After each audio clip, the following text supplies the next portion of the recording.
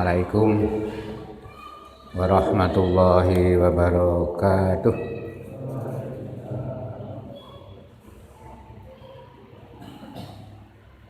Inna hamdanillah asyhadu an la ilaha illallah wa la syarikalah wa asyhadu anna Muhammadan abduhu wa rasuluh la nabiyya ba'dah. Allahumma sholli ala Muhammad wa ala alihi wa sahbihi ajmain, amma ba'du.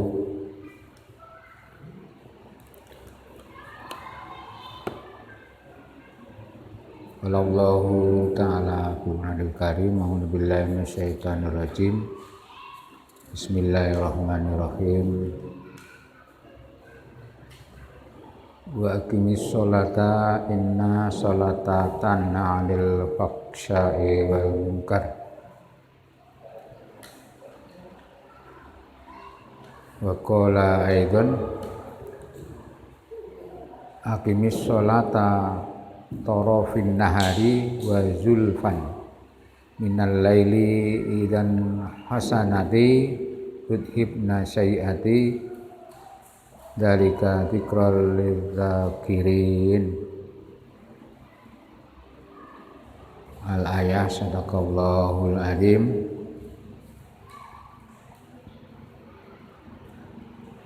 Jamaah rahimatullah,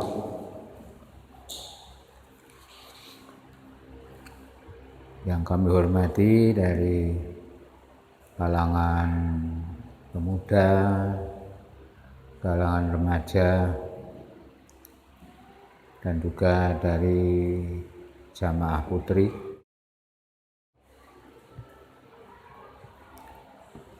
Alhamdulillah, pada malam hari ini kita masih diberi kesehatan Allah Subhanahu wa Ta'ala, yang terbukti kita bisa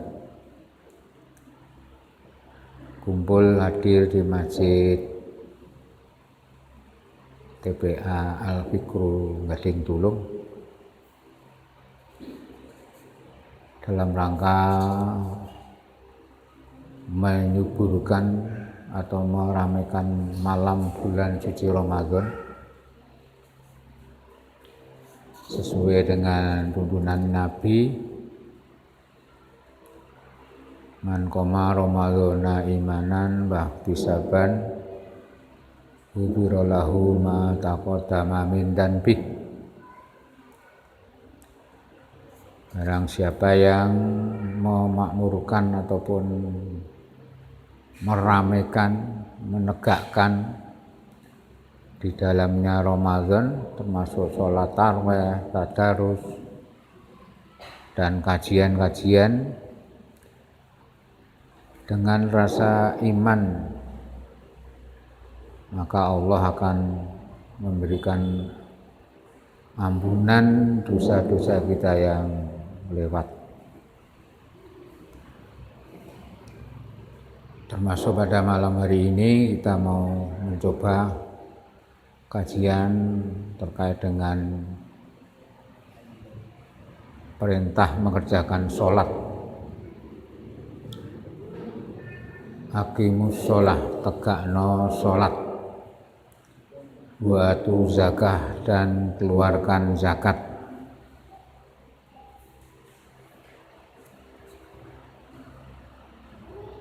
Sebelumnya mari kita aturkan juga sholawat kepada Nabi Agung, Nabi besar Muhammad Sallallahu Alaihi Wasallam. Semoga besok di Yaumul Qiyamah, Yaumul Hisab, kita mendapatkan syafaatnya. Jamaah rahimatullah, di dalam keimanan kita itu kan diperintahkan untuk menjalankan sholat. Maka kita akan teringat ataupun masih dalam benah pikiran kita Kalau bicara sholat berarti termasuk rukun Islam yang kedua.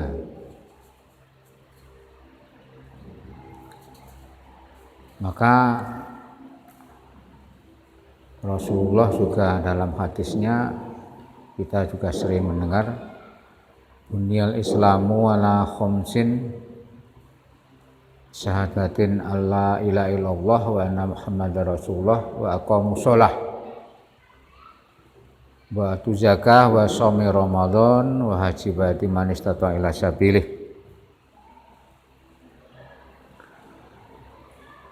Artinya Islam itu bisa tegak, dikatakan Islam bisa hebat. Jadi kalau orang mungkin wong ngaku Islam, buktinya apa? Gue ngaku Islam buktinya apa? Ya menjalankan syariat Islam, menjalankan rukun Islam. Di antaranya membaca syahadat.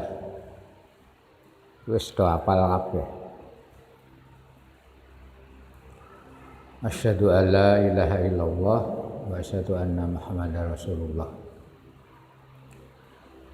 Itu menjadi syarat utama orang itu mengatakan dirinya Islam.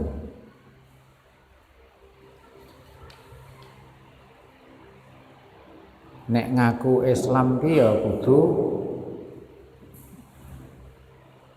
bisa membaca syahadat.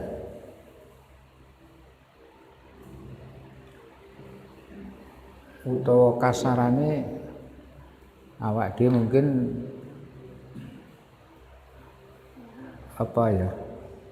daerah muslim, jadi mungkin yang gua garbane ibune wis Islam ya. Jadi lahir iki ning Gading Tulung ini mesti dicap wis Islam. Padahal kan ya belum tentu Islam seperti apa ya. Ini karena wong santren Tulung Sawan mesti Islam. Padahal Islam itu kan diantaranya ada syarat-syaratnya. Termasuk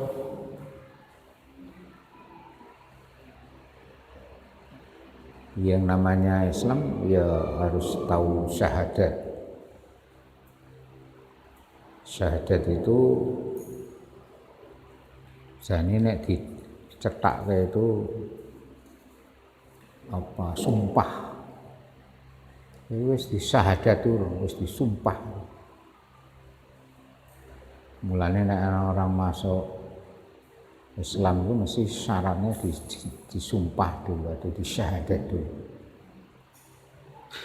Saya sering melihat di Masjid Agung Yogyakarta itu anggere pas mampir ono mesti ada orang masuk Islam. Disaksikan orang banyak, disyahadat oleh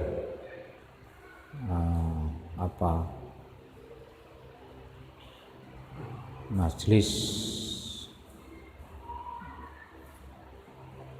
syariat Islam di Masjid Agung Jakarta.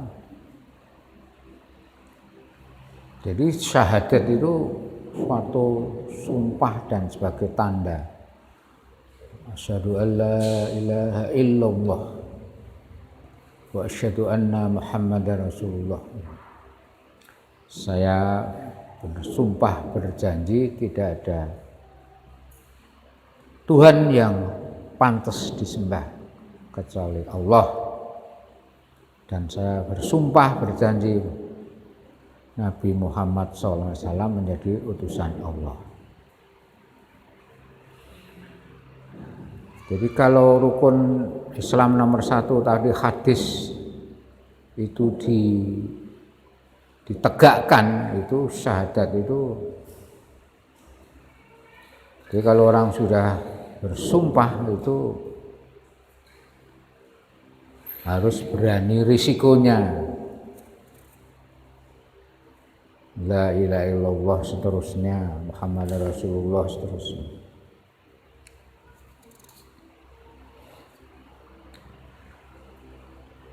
Nah kalau setelah kita tuh disumpah paham, kebetulan kita enggak sampai terjadi disumpah ya kalau di gading tulung.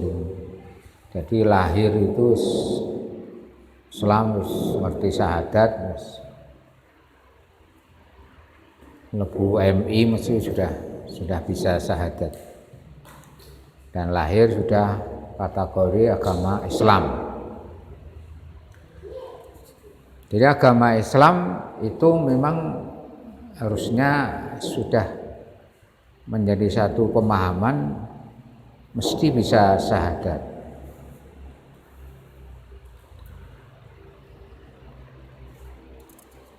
Maka ada istilah syahadat itu bisa juga rusak atau batal. Karena wis maca syahadat sih ditakoni Gusti Allah pira, Gusti Allah ning ndi, Gusti Allah ndi anak ora iso jawab. Itu betulnya syahadat di situ. Namun yang saya sampaikan ini yang setelah syahadat, yang nomor 2 adalah sholat. Jadi kalau itu orang sudah syahadat, sudah ngaku Islam, sudah sumpah,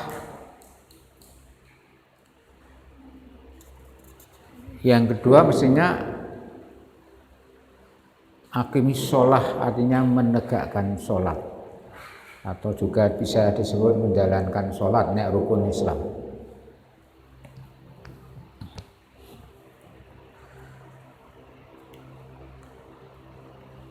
Nek sholat itu kalau orang bisa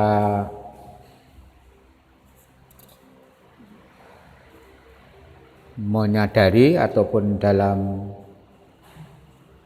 firman Allah Quran surat Hud 114 yang tadi kami baca di atas,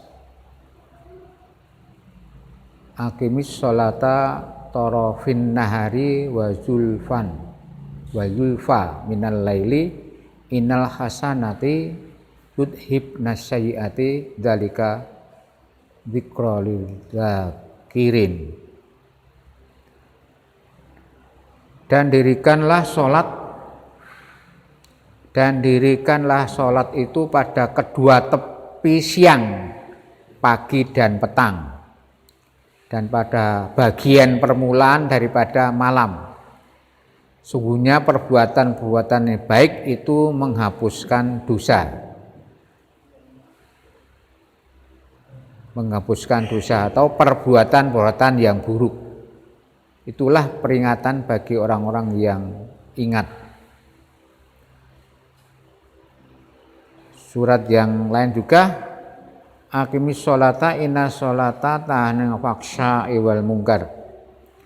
Dan dirikanlah sholat, sesungguhnya sholat itu mencegah dari perkataan-perkataan keji, perbuatan-perbuatan keji dan mungkar.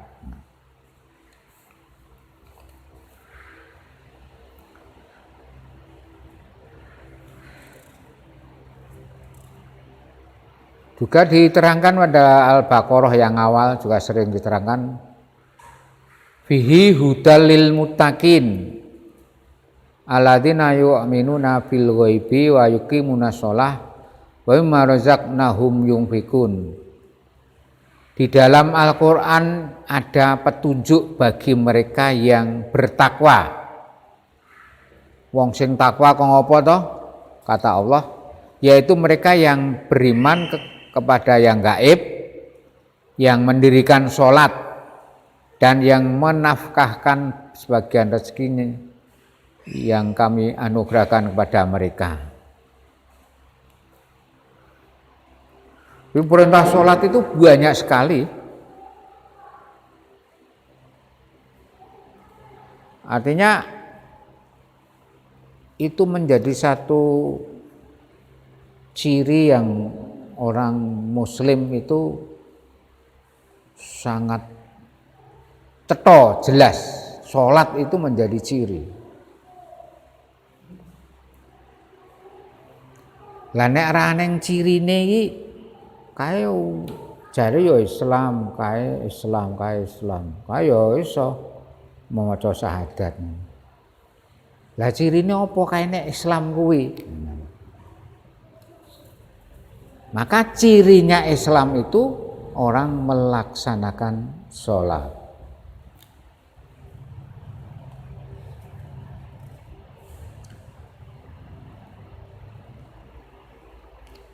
Jadi setelah wong ngaku syahadat, ngaku percaya Gusti Allah, ngaku Nabi Muhammad, buktine apa? Titikane apa? Dia mengerjakan sholat.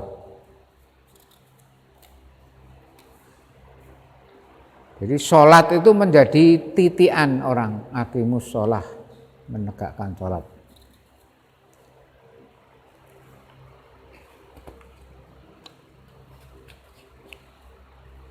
Pada An-Nisa ayat 103 kan juga diterangkan terjemahnya, kemudian apabila kamu sudah merasa aman maka dirikanlah sholat sebagai bisa sholat itu sebagaimana biasa.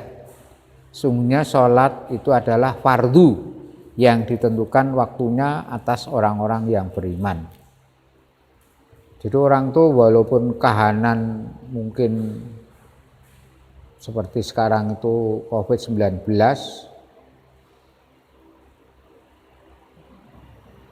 ya nek wis memang kau anggap aman ya tetap kerjakan sholat. Mungkin sholat ini secara umum ada sholat tarawih, sholat witir dan lain sebagainya.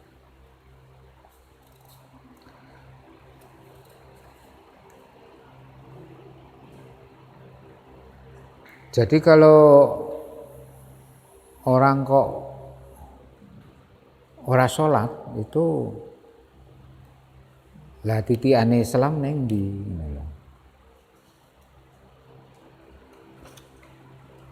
sholatnya di mana kalau orang kok tidak sholat?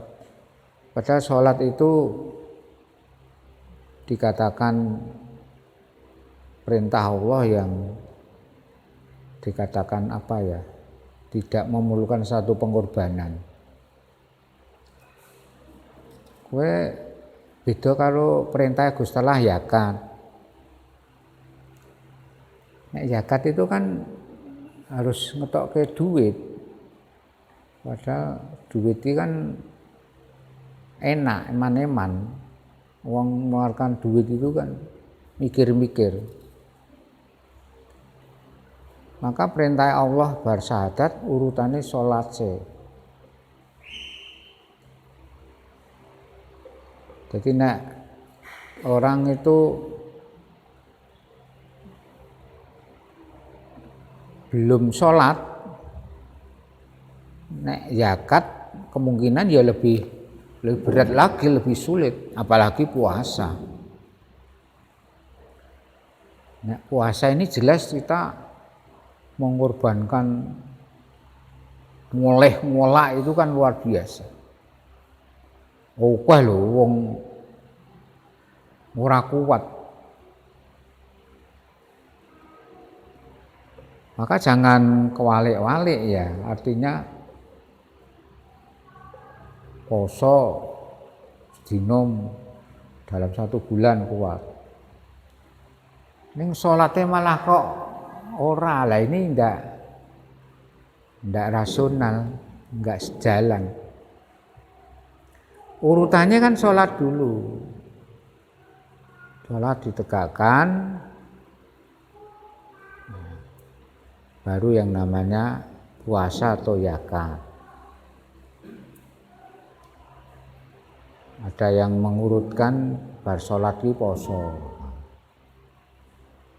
Ya bisa aja rukun Islam yang nomor 3.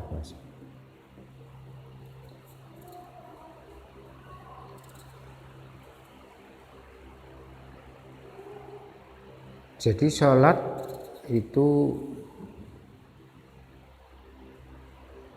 perintah Allah yang menjadi ciri khas seorang muslim. Sing ketok mata.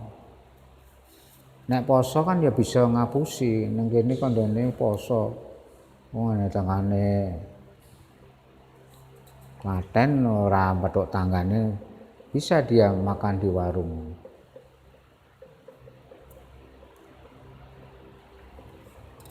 Tapi nek salat kok ora ketok dilakoni, ora dijalankan.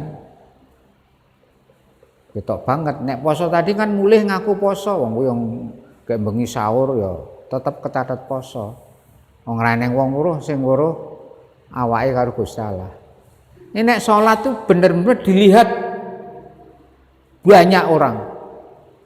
Keluarganya melihat, tangganya melihat, masjid jadi saksi. Jadi orang ngeras sholat tuh ketok banget.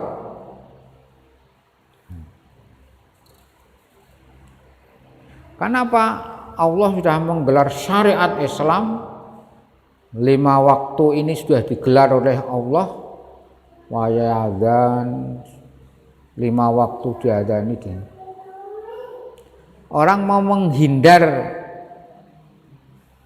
ngapusi kondo sholat pada rasalat, ini nggak bisa.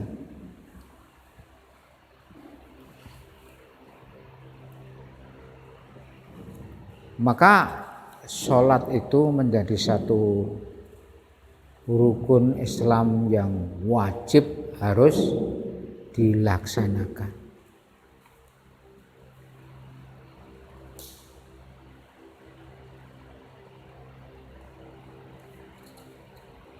Kalau ayatnya banyak sekali kalau mau dibaca Qur'annya. Walladzina yu'minuna bil akhirati yu'minuna bihi wa hum ala sholatihim yuhafidun. Orang-orang yang beriman dengan adanya kehidupan akhirat tentu beriman kepada Al-Qur'an dan mereka selalu memelihara sholatnya. Hafidhu ala sholati wa sholatil wusta wa qumu lillahi qanitun. Peliharalah semua sholatmu dan peliharalah sholat wusta. Berdirilah untuk Allah dan sholatmu dengan khusyuk.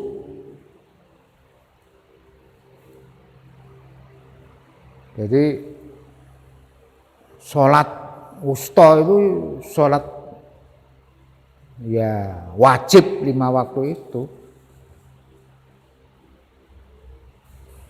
Jadi yang kita sudah sering mendapatkan ilmu kaitannya dengan perintah sholat yang Allah lewat malaikat Jibril membawa Nabi Muhammad ke Sidratul Muntaha itu peristiwa besar.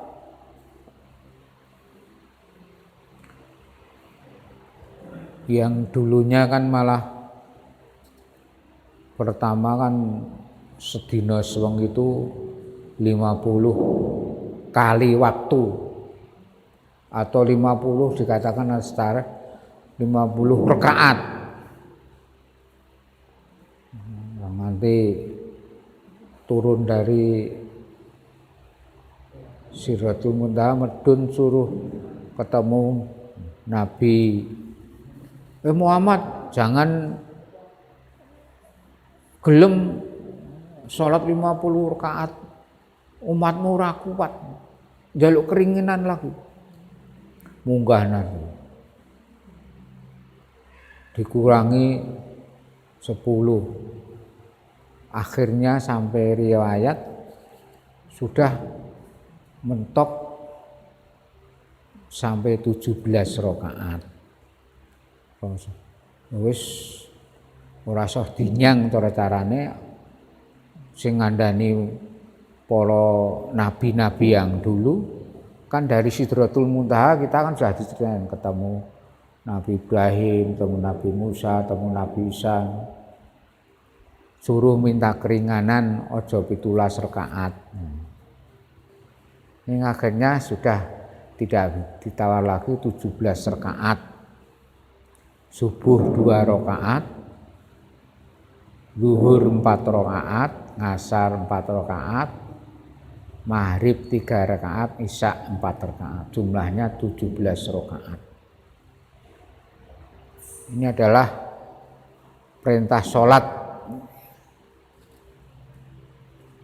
Sholat usta artinya sholat yang harus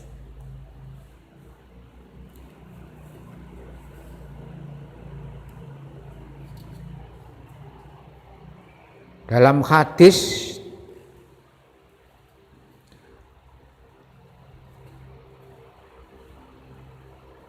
ada, hadisnya tidak saya baca, tidak kepanjangan. Materi ini nanti saya akan menyampaikan mungkin kalau ada waktu 2-3 kali aja. Ini dasar ideologinya sholat, nanti kedua bab rukun sholat, yang ketiga sholat jamaah. Jadi dasar ideologinya sholat seperti itu, bahwa sholat itu harus menjadi satu keyakinan, tidak boleh ditawar lagi. Hadis yang artinya begini. Sahabat Abi Hurairah radhiyallahu anhu berkata, aku telah mendengar Rasulullah SAW bersabda, bukankah kamu telah melihat apabila di depan pintu rumah salah seorang di antara kamu mengalir sebuah sungai, lalu dia mandi 5 kali setiap hari. Masihkah ada kotoran yang tinggal di badannya? Jawab para sahabat, tidak ada sedikit pun kotoran yang menempel pada badannya. Lalu Rasulullah bersabda, demikianlah perumpamaan sholat 5 waktu. Dengan sholat 5 waktu itulah Allah mengampuni segala dosa. Bukhari, Muslim. Jadi umpamanya omahmu ngarepe ning kali, sedina sewengi adus ping 5. Adus pisane kadang-kadang sok lali. Biasanya adus ping pira ya? Baik. Isbul. Nah. Adus sok pisan. Adus ping ukah ndak apa? Kulite tipis.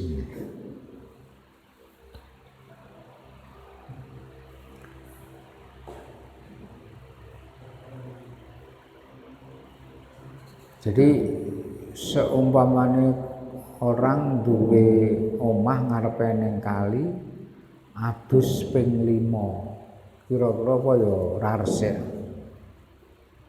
Jawabe sahabat resik ping 5 adus. Sedikit ora ana kotorane. Rasulullah bersabda, demikianlah perumpamaan orang yang melaksanakan sholat 5 waktu. Artinya bersih dari dosa. Itu orang itu kalau sholat 5 waktu dengan baik, jadi pertamanya subuh, dari subuh ke zuhur. Mungkin kita ngomongnya perbuatannya ada yang salah, ada yang dosa dalam waktu antaranya subuh dan zuhur, Nah, kita sholat zuhur, maka waktu antaranya subuh tekan zuhur itu dosa ini bisa dihapus oleh Allah dengan kita melaksanakan sholat zuhur. Dari zuhur ke ngasar, orang kan ora mesti ngomong goro, mungkin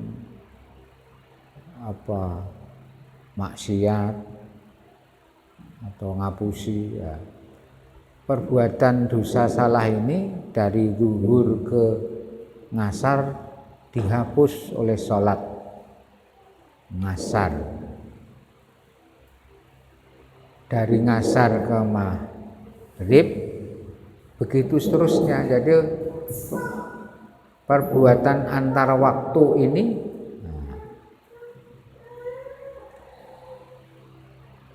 dihapus dengan sholat 5 waktu.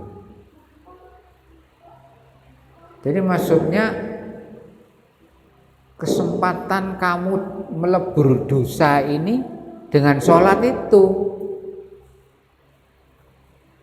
Jadi Allah menggariskan lewat Rasulullah sholat ini biar manusia itu jadi baik. Ora kokan dosa, ora numpuk dosa ini. Sholat antar waktu ini melebur dosa-dosa. Asalkan tidak dosa besar, termasuk syirik.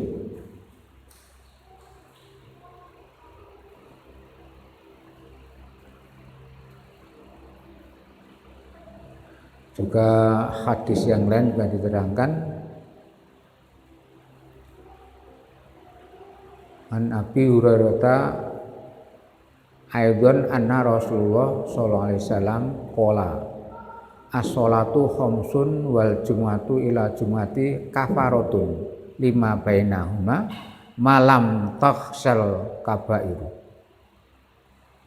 Sahabat Abu Hurairah radhiyallahu anhu berkata bahwa Rasulullah sallallahu alaihi wasallam sholat 5 waktu dan sholat Jumat hingga Jumat berikutnya adalah penebus dosa antara keduanya selagi tidak melakukan dosa besar. Jadi sholat 5 waktu itu sampai sholat Jumat eneng sing kecer dari 5 waktu itu isi eneng le. Nah itu bisa dilebur lagi pada sholat Jumat hingga Jumat berikutnya. Jadi sangat luar biasa. Jadi kalau orang melaksanakan sholat sampai detail,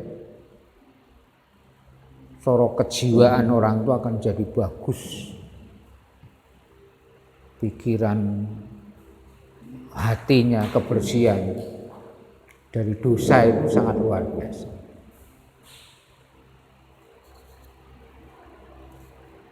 Jadi gampang membaca orang kayak nggak sholat berarti dosanya opah.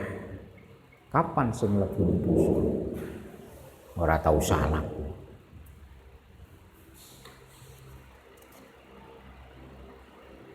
Otomatis wong ki nek ora salat mesti kotor pikirane, mesti wah maksiate, gampang ngapusi.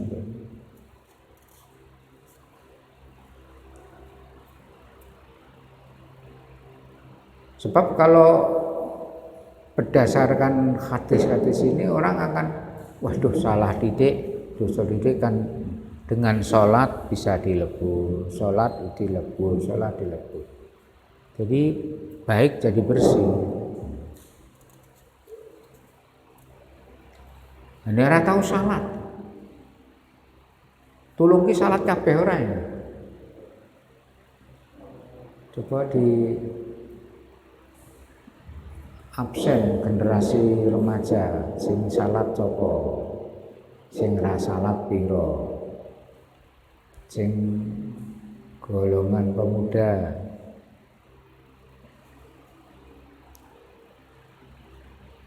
Jadi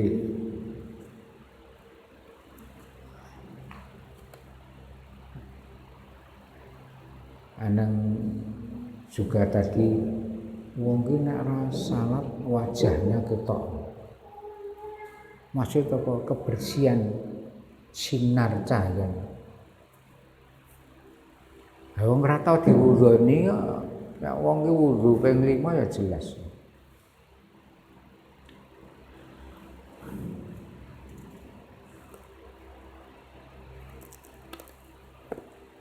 Untuk itu sholat itu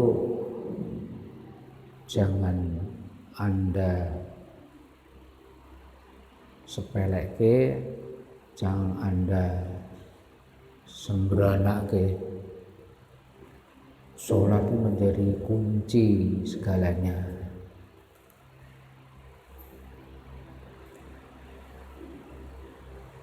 Hadis juga menerangkan yen ora kentekan waktu, sahabat Abdullah bin Qurdin radhiyallahu berkata, Rasulullah SAW bersabda, yang pertama kali dihisab dari amal seorang kelak pada hari kiamat adalah sholat. Apabila sholatnya baik, maka semua amalnya semua akan jadi baik. Dan apabila sholatnya jelek, maka hancurlah seluruh amal yang lain. Hadis Tabrani. Jadi ini kalau orang itu nonton amal sak jagat tontonan salate. Salate piye? Salate bagus. Mentes. Ora gusah-gusu, pakaian ora kena najis. Jadi sholat mau kaos, nek dolan mau baju bagus. Jadi sholatnya menjadi ukuran, sholatnya baik, amal yang lain jadi baik. Jadi kowe nyawang orang pemuda, remaja, tontonan sholat. Tontonan sergem neng masjid 5 waktu itu gampang. Saiki anggere salat neng masjidnya sesuai ala waktiha, insyaallah amal yang lainnya baik. Ini salatnya yo ora cetok bolong-bolong, salat ora amal yang lain juga akan rusak.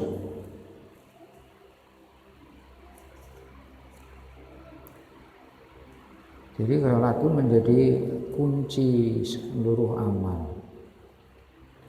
Besok di yaumul hisab di alam akhirat itu orang kan mau dilihat sholatnya. Kalau sholatnya bagus, timbal bagus, yang lain ikut bagus. Nah orang wong sugih duit dia ngetokke zakat, bantu dalan gawe madrasah masjid gede. Ning amale salat belgedes, amal yang lain tadi tidak akan dilihat oleh Allah. Arep pembantu ngetokno duit pira ning salatnya tidak baik, amal itu tidak ditompo, ditolak. Sebaliknya nek dia itu salatnya bagus, walaupun hanya punya infak sekecil apa, berbuat baik untuk pengajian dan lain sebagainya, itu liannya menjadi baik.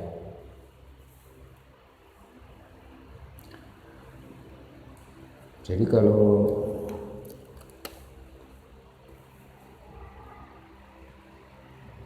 Anda ingin jadi orang baik, sukses, kuncinya di sholat itu. Adik, ora apa omongane aku sholat wis nek tuwa ae, apa uripe ya nek tekan tuwa.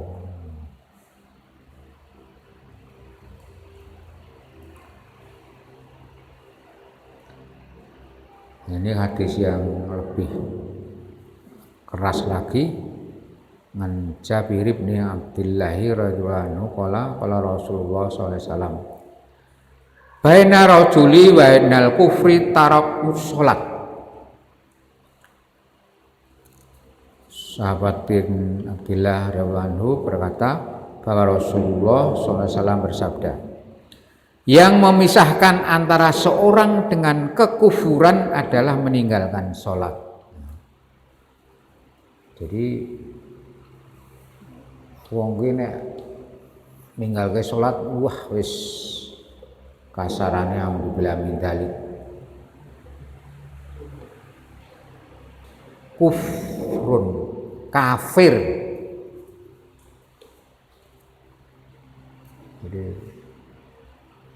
Jadi kalau orang sudah berani meninggalkan sholat, kafaro, kafir.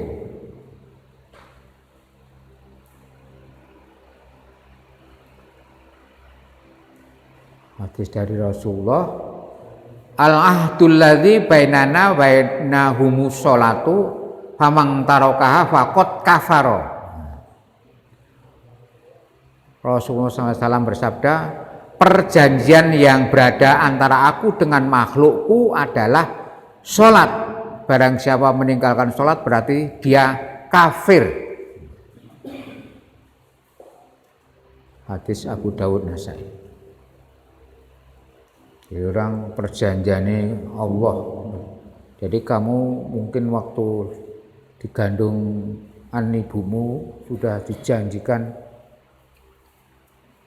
mau iman kepada Allah, manut kepada Allah. Nah, janji itu termasuk dengan pembuktian melaksanakan sholat.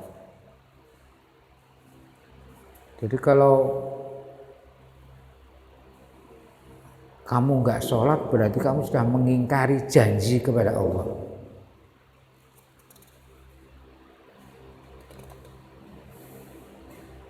Jadi dari hadis Abu Dawud ini, kalau orang tidak sholat berarti sudah kafir. Luar biasa ini. Kalau pas kafir dengan mati ya neraka jahanam. Maka jangan sholat nggo main-mainan, sok salat, sok ora, sok salat, sok ora. Pas kafir kamu rasa kamu akan masuk neraka.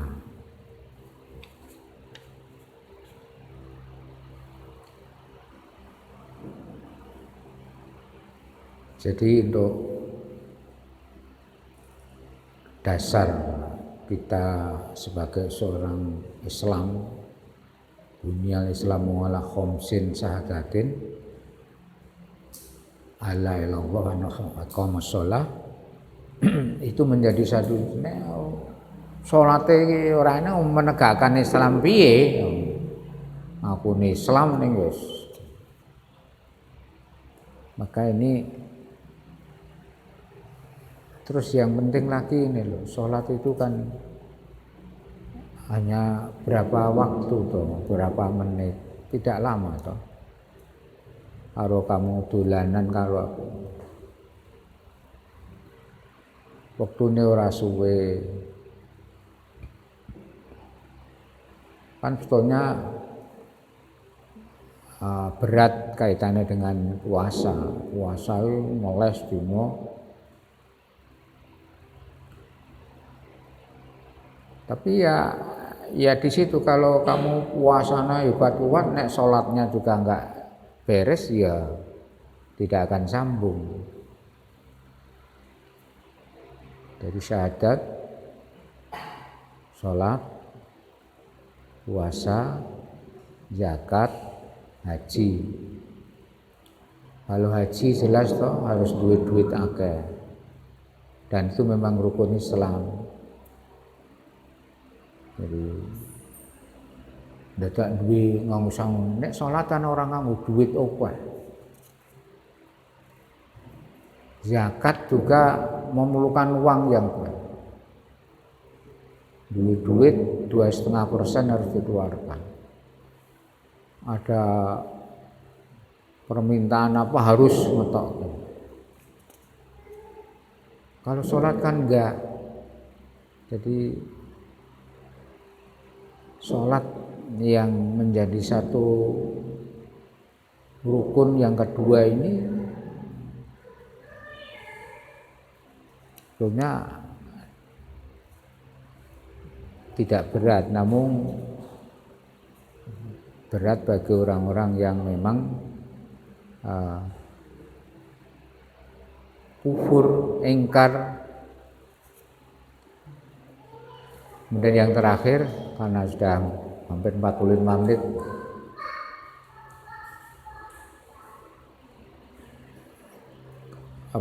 sholat ini kan sebagai kompensasi kita kepada Allah, pemberian kenikmatan.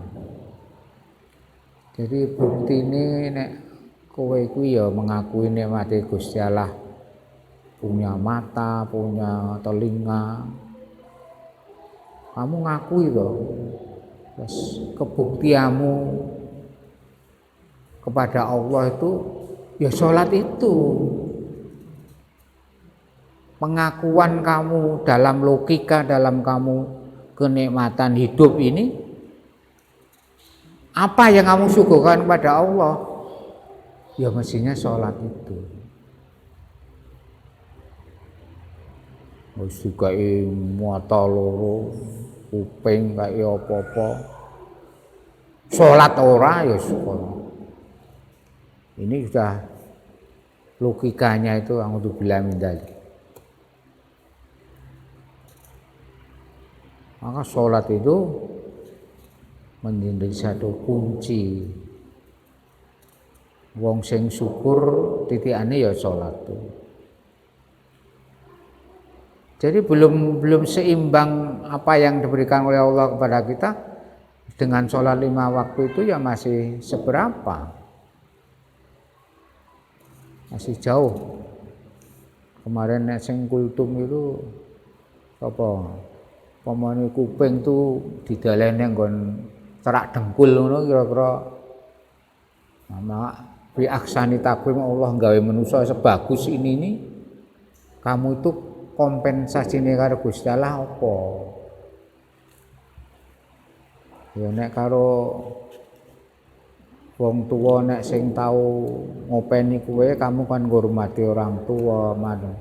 Nek Gusti Allah maring kamu so hebat sebanyak itu apa yang kamu syukurkan kepada Allah? Syukur terima kasihnya apa? Sebetulnya hanya suruh sholat. Sholatlah dengan baik.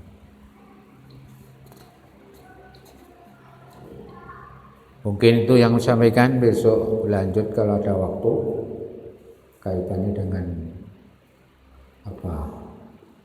rukun-rukun sholat.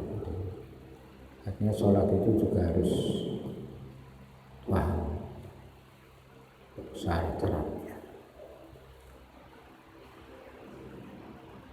Demikian yang bisa kami sampaikan.